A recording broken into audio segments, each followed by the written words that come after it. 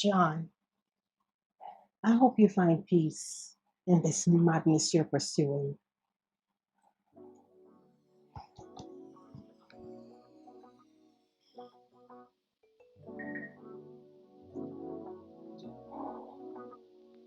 Ren, baby, are you comfortable with how things are between us? Do I look comfortable, John? I'm not perfect. I've been a good husband, an even better father. But baby, I know the issue you had with me was just my dedication to the job.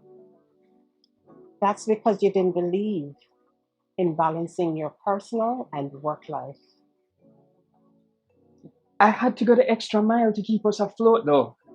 Have I ever pressured you or made you feel like I wasn't satisfied enough with what you were doing? No, but I wanted more from my family.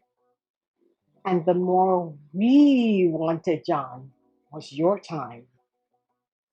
Time for swimming, the swimming competitions, the netball competitions, all the family gatherings. That's all we needed. But I paid for all of them. I could have paid too. I was in a good job.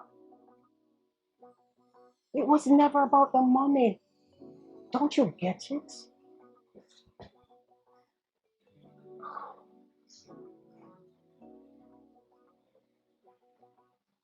So, there must be something I can do to get us back together, baby.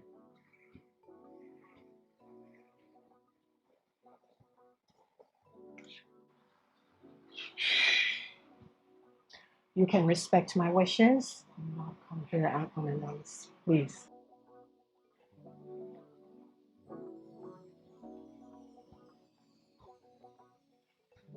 Okay, I will. If you promise to answer my calls.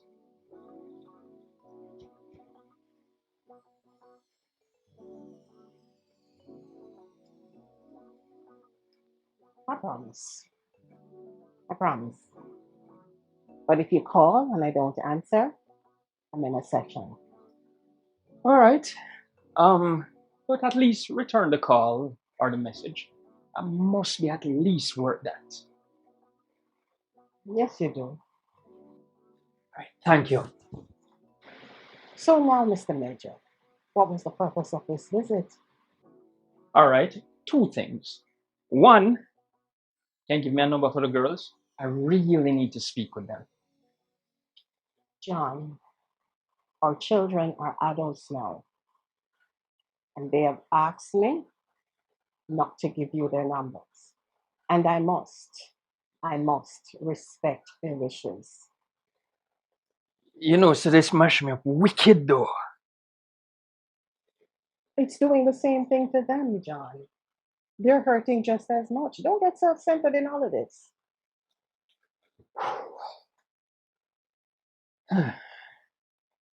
You think they'll ever speak to me again?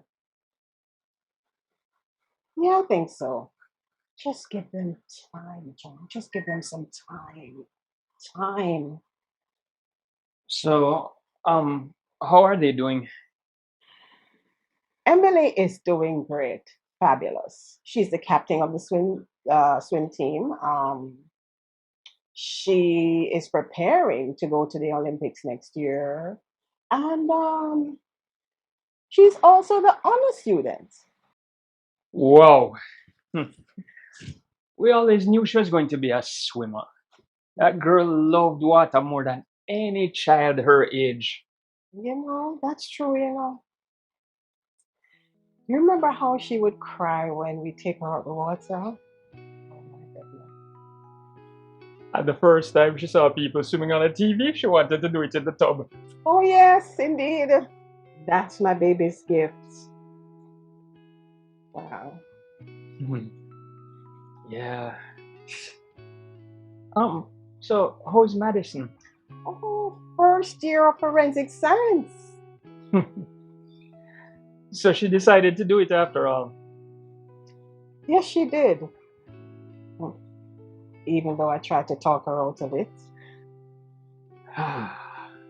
Like father, like daughter. I hope not. What that's supposed to mean? I'm simply saying I hope she knows how to balance her life and not drown herself in work like you did. She'll do much better than I did. I am really proud of her though. Tell her so for me, okay?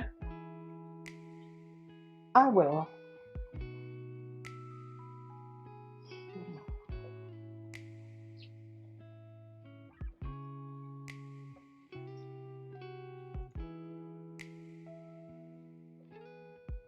Ren, I know things haven't been perfect between us in the last 4 years, but prior to the agency issue, I loved you alone and I never cheated, but I'm going to respect your wishes.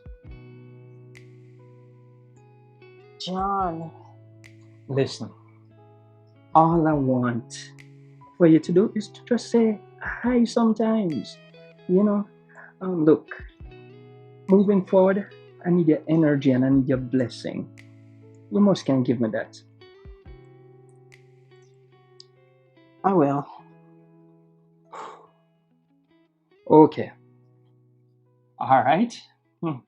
Now, I have a proposal for you. And what would that be? Now, how would you like to get back into journalism? Why would I want to get back into journalism after I left that profession? What do you have up your sleeve? I don't really have anything up my sleeve, but seriously, I know how much you love it and I know how much you miss it. Actually, I don't. Journalism has lost its integrity and credibility. It's not what it used to be. You should know that. Journalism has been replaced with influencers and bloggers. Nobody researches anymore. I believe in giving true story than making up a story. This is why you are needed to get back in it and change the narrative and make journalism what it used to be. Why am I sensing an underlined message here? Mhm. So I've been getting leads on a number of crimes that have been happening in the corporate area.